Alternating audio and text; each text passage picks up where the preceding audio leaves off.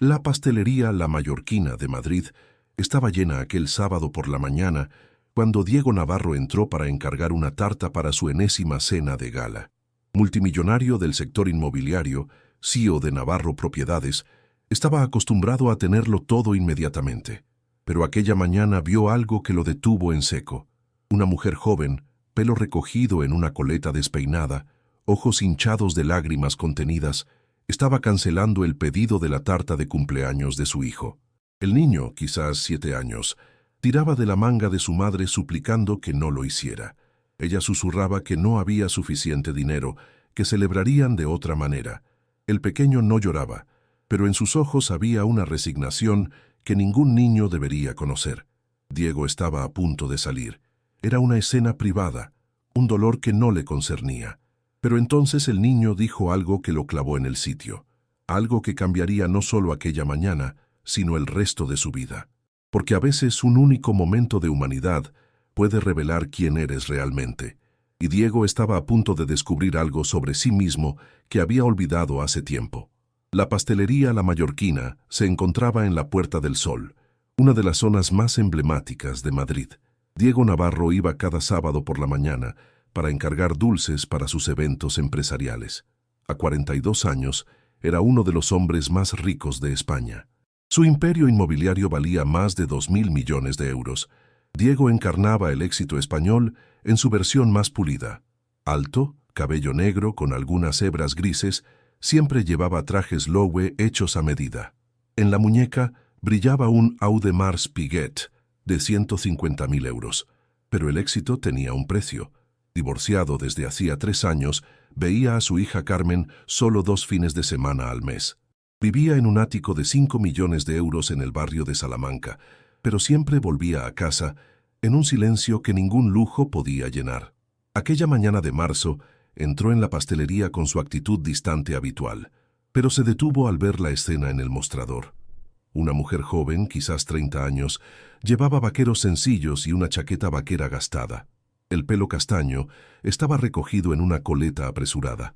Junto a ella había un niño con grandes ojos marrones que miraba las tartas con un anhelo que partía el corazón.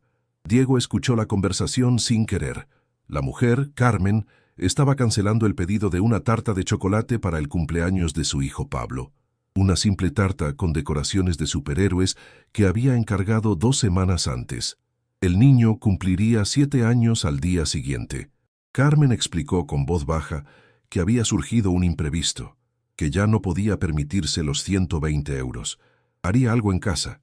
Pablo tiró de la manga de su madre preguntando si al menos podían comprar una porción, solo una para celebrar. Carmen se agachó hacia él, los ojos húmedos, y le susurró que el dinero se había necesitado para pagar una visita médica urgente para la abuela. La abuela estaba enferma y necesitaba medicinas. La tarta podía esperar, la abuela no. Pablo asintió con una madurez terrible para un niño de casi 7 años. No lloró, no hizo berrinches, solo dijo que entendía, que estaba bien, pero en sus ojos había esa resignación que ningún niño debería conocer. Diego permaneció inmóvil mientras Carmen completaba la cancelación. La dependienta le devolvió los 30 euros de anticipo. Carmen los tomó con manos temblorosas, los guardó en la cartera gastada, tomó la mano de Pablo y se dirigió hacia la salida. Algo se movió dentro de Diego. Una emoción enterrada durante años. Por un momento se vio a sí mismo en ese niño. Vio al Diego de hace 35 años, criado en un piso de 2 habitaciones en Vallecas, barrio obrero de Madrid. Vio a su padre trabajador que se partía la espalda 60 horas a la semana. Vio los cumpleaños celebrados con tartas caseras porque las de pastelería eran demasiado caras. Antes de que pudiera pensarlo, Diego se movió. Los alcanzó cuando estaban a punto de salir. Carmen se volvió sorprendida y desconfiada al ver al hombre con traje caro. Se tensó instintivamente. Diego dijo rápidamente que había oído por casualidad lo de la tarta. Quería hacer algo, si ella se lo permitía. Carmen preguntó qué quería decir, la desconfianza aumentando. Diego vaciló, luego dijo que quería pagar la tarta, para el cumpleaños de Pablo. Como regalo, nada extraño, solo un gesto amable. Carmen se puso completamente rígida. Su rostro se endureció. Dijo con voz firme que no necesitaba caridad de desconocidos. Agradeció la intención, pero estaban bien. Se dio la vuelta para irse. Diego sintió algo derrumbarse. Reconoció la dignidad en la voz de Carmen, la misma dignidad que su madre siempre había mantenido incluso en los momentos más difíciles. Antes de que se fueran, Diego dijo algo que no había planeado. Dijo que entendía, que él mismo había crecido pobre, que su madre hacía las tartas en casa porque no podían permitirse las compradas, y que si pudiera volver atrás, daría cualquier cosa por poder darle a su madre aunque fuera un día sin preocupaciones. Carmen se detuvo, se volvió lentamente a mirarlo. Esta vez en sus ojos había algo diferente, curiosidad o reconocimiento de algo auténtico. Diego continuó. Dijo que no era caridad, era memoria, era respeto por todas las madres que hacen milagros con nada. Era el intento de devolver algo a alguien que le recordaba de dónde venía y qué había olvidado en el camino hacia el éxito. Carmen lo estudió en silencio durante lo que pareció una eternidad. Luego miró a Pablo, que la miraba con ojos llenos de esperanza. Respiró profundo y dijo que aceptaba, pero no como caridad, como préstamo. Le devolvería el dinero en cuanto pudiera. Tenía su orgullo. Diego asintió con una pequeña sonrisa. Dijo que estaba bien, sin prisa. Luego se volvió hacia Pablo y le preguntó qué quería en la tarta. Pablo dijo con voz emocionada que quería Spider-Man porque Spider-Man siempre ayudaba a la gente. Diego se agachó a la altura del niño y le dijo que Spider-Man era una excelente elección, porque los héroes verdaderos no eran los que tenían superpoderes, sino los que ayudaban a otros incluso cuando era difícil, como su mamá, que era la heroína más grande que conocía. Pablo sonrió, una sonrisa enorme. Carmen se llevó una mano a la boca, los ojos finalmente llenos de lágrimas. Volvieron dentro juntos. Diego encargó no solo la tarta original, sino también dulces para la fiesta, globos, decoraciones. Cuando la dependienta dijo el total, 450 euros, Carmen palideció y empezó a protestar. Pero Diego levantó la mano suavemente diciendo que un héroe como Pablo merecía una fiesta de héroe. Carmen agradeció con voz rota por la emoción, prometiendo de nuevo que devolvería todo. Diego le dio su tarjeta de visita con el número personal, diciendo que no había prisa, pero si necesitaba cualquier cosa, podía llamarlo. Mientras salían, Pablo se volvió y gritó, «¡Gracias, señor!». Diego levantó la mano en un saludo, sintiendo algo cálido en el pecho que no sentía desde hacía años. Aquella tarde, Diego volvió a su ático vacío, pero por primera vez en años, el silencio no le pesó tanto. Seguía pensando en la sonrisa de Pablo, la dignidad de Carmen, el modo en que un simple gesto había creado una conexión humana que había olvidado que podía existir. No sabía aún que aquella mañana había cambiado no solo el cumpleaños de un niño, sino toda la trayectoria de su vida y de la vida de Carmen, porque a veces las historias más importantes comienzan de las formas más simples. 3 días después, Diego estaba en su oficina en la Torre Picasso cuando su móvil sonó. Era un número que no reconocía. Normalmente nunca respondía a números desconocidos, pero algo lo impulsó a contestar. Era Carmen. Su voz temblaba ligeramente mientras se disculpaba por molestar. Dijo que tenía su número de la tarjeta que le había dado y solo quería agradecerle otra vez. La fiesta de Pablo había sido perfecta.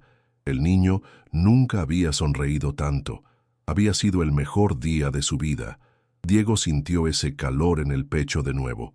Le dijo que se alegraba, que Pablo merecía cada momento de felicidad. Hubo un silencio incómodo. Luego Carmen dijo algo que lo sorprendió. Preguntó si podían encontrarse para un café. Quería hablar con él sobre cómo empezar a devolver el dinero. Quizás establecer un plan de pago mensual. Diego estaba a punto de decir que no había prisa, que podía olvidar la deuda. Pero algo lo detuvo. Se dio cuenta de que quería verla de nuevo. Quería saber su historia, entender quién era esa mujer que mantenía la dignidad incluso cuando la vida la ponía de rodillas. Dijo que estaría encantado de tomar un café, pero no para hablar de dinero, solo para hablar. Se encontraron al día siguiente en un pequeño bar cerca de Atocha, lejos de los lugares elegantes que Diego frecuentaba. Carmen llegó temprano, nerviosa, arreglándose constantemente el pelo. Cuando Diego llegó en vaqueros y jersey en lugar del traje habitual, Ella pareció relajarse un poco. Pidieron café y croissants y empezaron a hablar. Carmen le contó su historia sin autocompasión, solo hechos desnudos. Se había quedado embarazada a 23 años de un novio que prometió estar a su lado. Cuando Pablo nació, él desapareció sin dejar rastro. Nunca la había buscado, nunca había querido conocer a su hijo. Los padres de Carmen habían muerto en un accidente de tráfico cuando Pablo tenía 2 años. La única familia que le quedaba era su abuela, la madre de su padre, que ahora tenía 80 años y problemas de salud crecientes. Vivían juntas en un pequeño piso en Carabanchel. Carmen trabajaba como cajera en un supermercado, turnos larguísimos por 800 euros al mes. Nunca alcanzaba, pero hacía lo que podía. Diego escuchó en silencio, sintiendo crecer dentro de él un respeto profundo por esta mujer. No se quejaba, no pedía lástima, simplemente contaba su vida como un hecho, algo que gestionar, no algo que la aplastara. Cuando fue el turno de Diego de hablar, se sintió extraño. No estaba acostumbrado a hablar de sí mismo, de su verdadera historia, pero con Carmen parecía natural. Le contó de su infancia en Vallecas, de su padre que trabajaba en una fábrica, de su madre que hacía limpiezas en casas ajenas, de cómo había estudiado de noche después del trabajo, sacado 2 carreras, construido la primera pequeña inmobiliaria con un préstamo que tardó 10 años en pagar. Le contó del matrimonio con una mujer de la alta sociedad madrileña que se había casado con él por el dinero que había acumulado, de cómo el matrimonio había estado vacío desde el principio, del divorcio que había sido un alivio para ambos, pero que le había quitado a su hija Carmen, que la madre había alienado de él con años de venenos sutiles. Carmen escuchó sin juzgar. Cuando Diego terminó, dijo algo que lo impactó profundamente. Dijo que el éxito no te libera del dolor, solo cambia el tipo de dolor que sientes, que a veces quien lo tiene todo materialmente es más pobre que quien no tiene nada, pero tiene relaciones verdaderas. Hablaron durante 3 horas. Cuando finalmente se levantaron para irse, Diego se sentía diferente, más ligero, más conectado, más vivo de lo que se había sentido en años. Carmen pareció sentir lo mismo. Mientras se despedían, Diego hizo algo impulsivo. Le preguntó si podían volver a verse, no por el dinero, sino simplemente porque hablar con ella era lo más real que le había pasado en mucho tiempo. Carmen vaciló, luego asintió con una pequeña sonrisa. Dijo que le gustaría. Empezaron a verse regularmente. Un café a la semana se convirtió en 2, luego 3. Diego comenzó a conocer a Pablo, llevándolo al parque, jugando al fútbol con él, contándole historias. El niño se encariñó rápidamente, viendo en Diego una figura paterna que nunca había tenido. Carmen al principio era cautelosa, protegiendo su corazón y sobre todo el de su hijo. Pero lentamente, inevitablemente, empezó a confiar. Empezó a ver más allá del traje caro, a ver al hombre que Diego realmente era bajo todo ese éxito. Un hombre solitario que había olvidado lo que significaba conectar verdaderamente con alguien. 2 meses después de aquel primer café, Diego hizo algo que sorprendió a todos. Le ofreció a Carmen un trabajo en su empresa. ¿Te está gustando esta historia? Deja un like y suscríbete al canal. Ahora, continuamos con el vídeo. No caridad disfrazada, especificó inmediatamente.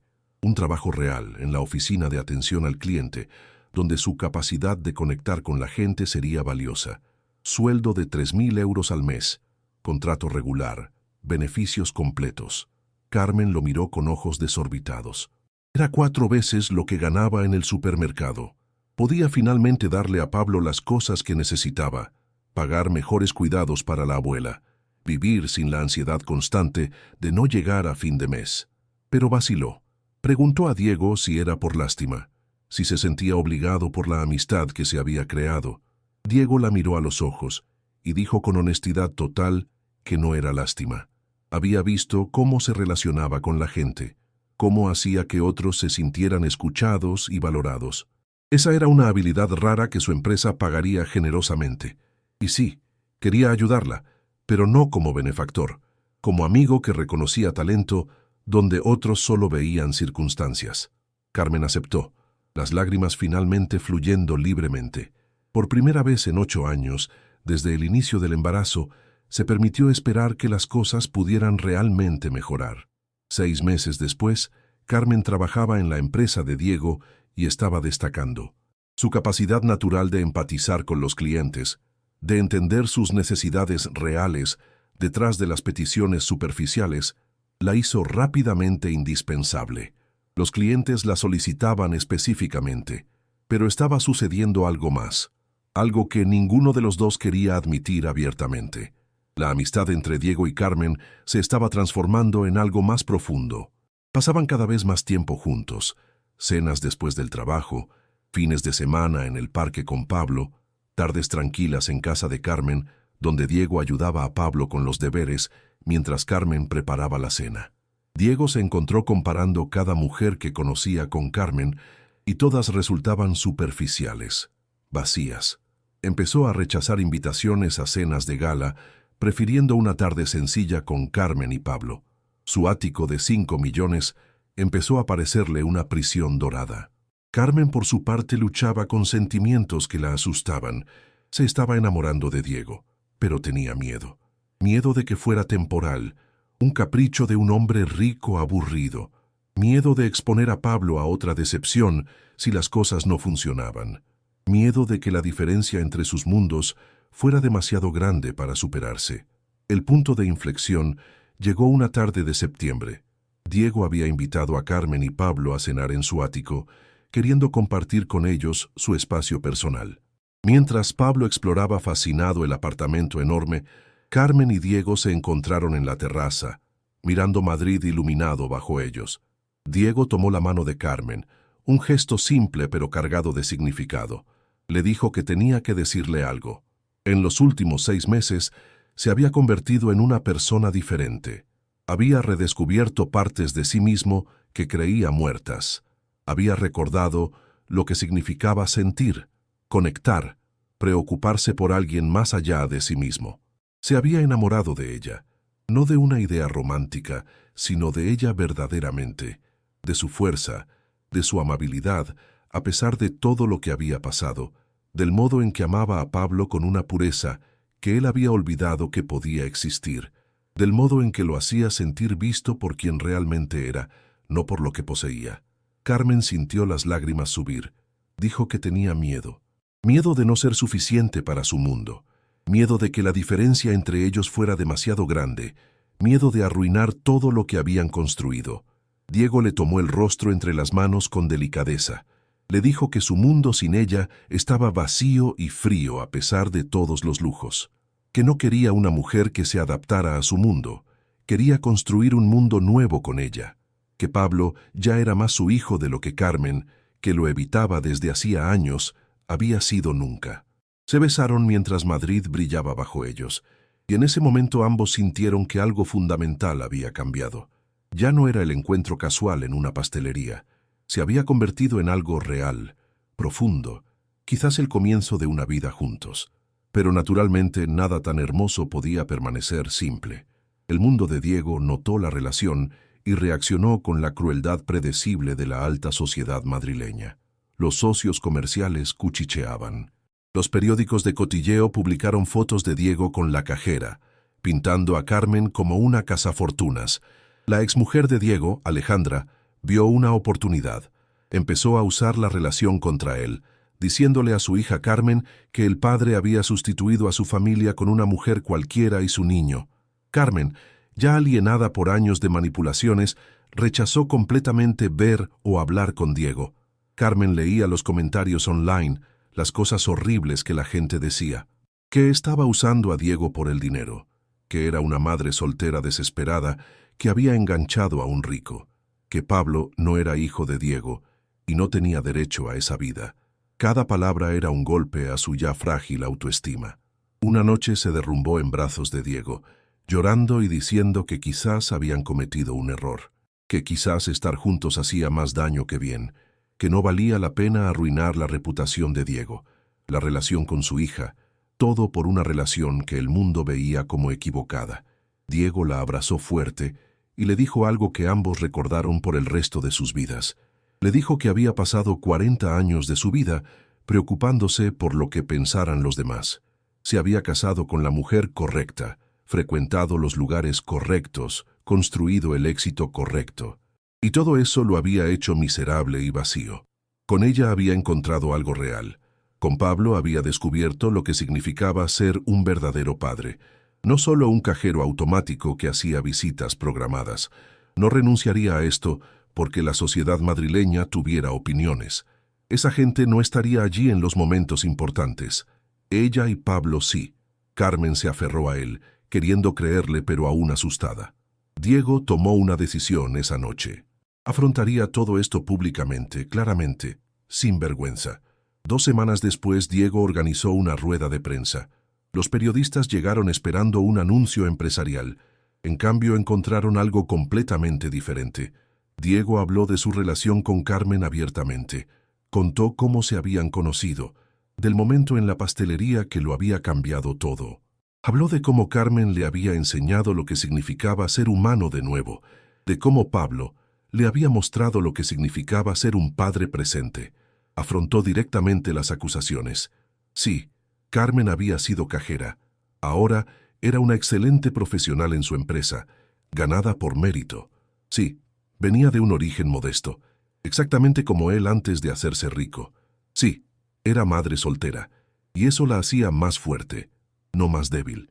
Dijo que si la sociedad madrileña tenía un problema con él, amando a una mujer real en lugar de un trofeo, podían irse todos al infierno, que había pasado demasiado tiempo buscando la aprobación de gente que no significaba nada para él.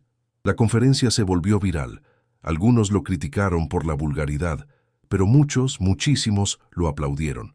Las cartas empezaron a llegar de gente común diciendo que habían sido inspirados, que era bueno ver a alguien rico elegir el amor real sobre la apariencia. Algo inesperado sucedió. Su hija Carmen vio un video de la conferencia. Por primera vez vio a su padre no como el frío empresario que su madre pintaba, sino como un hombre vulnerable que admitía sus errores y elegía el amor. Llamó a Diego esa noche por primera vez en 2 años. La conversación fue difícil, llena de dolor e incomprensiones por ambas partes, pero fue un comienzo. Carmen dijo que quería conocer a la otra Carmen y a Pablo, que si eran tan importantes para su padre, merecían una oportunidad. 1 año después de aquella rueda de prensa, Diego y Carmen se casaron en una ceremonia pequeña pero perfecta, no en la catedral con cientos de invitados de la alta sociedad, sino en la pequeña iglesia donde la abuela de Carmen se había casado 60 años antes. Había 30 personas, las personas que realmente importaban. Su hija Carmen fue la dama de honor, habiendo construido lentamente una relación con la otra Carmen que era sorprendentemente genuina. Pablo fue el portador de los anillos, prácticamente reventando de orgullo en su pequeño smoking. Pero el momento más significativo llegó después de la ceremonia. Diego se arrodilló frente a Pablo, ahora de 8 años, y le preguntó si podía adoptarlo legalmente, si Pablo quería que él fuera oficialmente su papá. Pablo miró a su madre, que estaba llorando de alegría, luego a Diego. Con voz seria para un niño tan pequeño, preguntó si esto significaba que estarían siempre juntos, que Diego nunca se iría.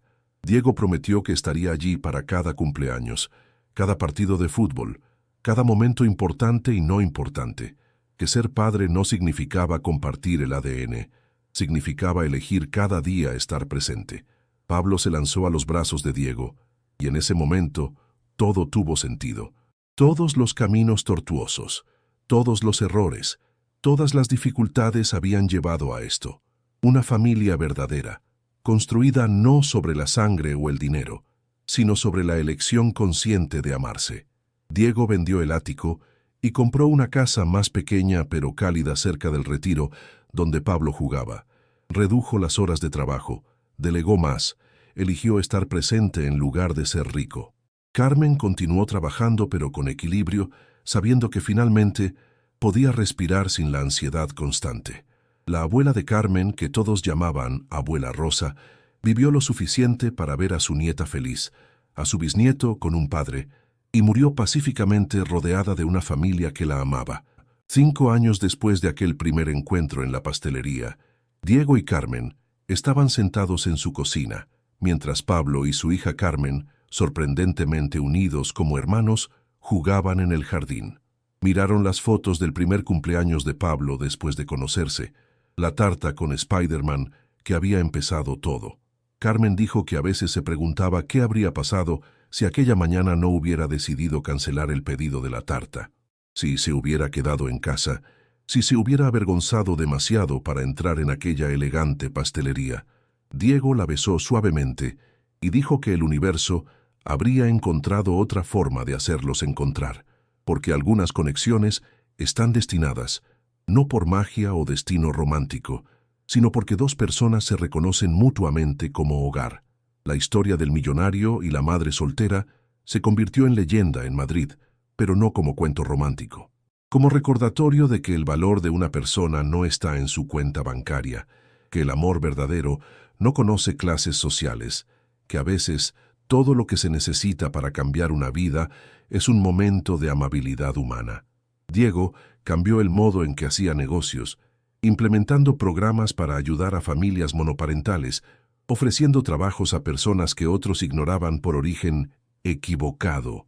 Carmen se convirtió en directora del programa, usando su experiencia para identificar talentos donde otros solo veían pobreza.